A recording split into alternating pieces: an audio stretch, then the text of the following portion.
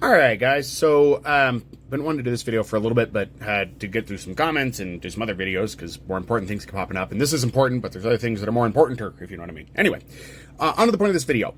If you're in Colorado Springs and you are, trying to grapple with what to do, because people keep saying it's a red city and, you want to take care of that problem. Well, this is really easy. We have to start taking actions against people who appear to be red, doing horrible things, and start exposing those people. And fully legal, and you can do this because in Colorado we have a few laws that protect you for things, and it will require some bravery on your part, and I'll explain the situation. So we're going to go through the first portion. Colorado is a single-party record state.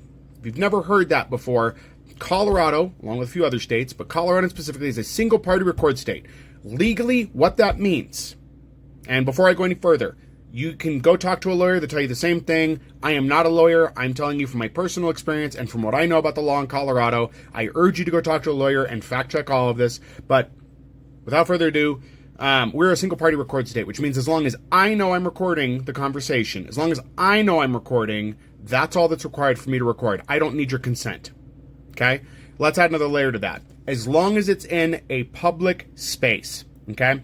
And so the question becomes, what is a public space? Well, it's any place where you would not have an expectation of privacy. So a restaurant, a park, public places like that. In an apartment complex, the common area, that's public. That's not private. That's not private area. You can record there. So you can do a Google search to see what Colorado lists as a public space, but pretty much any place in public is considered public space where there's no expectation of privacy and you can record conversations, video, etc. You can record that, okay? So if you see someone who is being, racist, record that. Get their face, get what they're doing, and post it, okay? Because it is content that you can post that is legal to do so. And you can out that person for what they are, and it should be known. The more of this that you do, you'll find that the less they want to be vocal about things, and the less hostile our environment will become after a while. Now, I know there's going to be some people going, but what if they threaten to assault me? That's against the law as well. They can't threaten to assault you for recording you. If they come after you physically, that's also against the law. Great thing is, all of these are lawsuits, and I urge you that if somebody attacks you for recording them in a public space because they're being racist or they're being just generally a piece of shit, put it that way, I urge you to record it, and if they assault you, get a lawyer and sue them. Sue the pants off of them.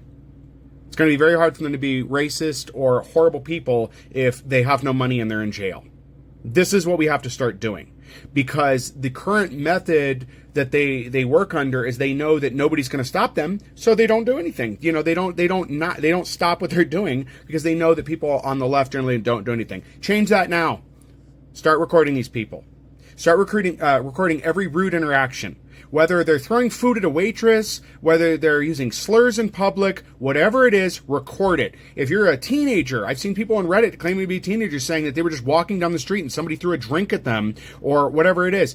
Record those events. I know you can't record the drink being thrown at you, but record what they say afterwards, because they always say something afterwards. Colorado has laws against hate crimes. Please use those. The more you use them, the more they collect statistical data on how often it's happening, and then more laws can be passed to reinforce the previous laws. So if you want that change, this is some of the action that needs to take place. Me, if I see somebody doing something, I'm going to record it. This also leads into things I've talked about before, where you need to practice being able to record difficult events while maintaining your calm and keeping details. In the videos, what you need to do is try to get data like license plates on a car if they're driving.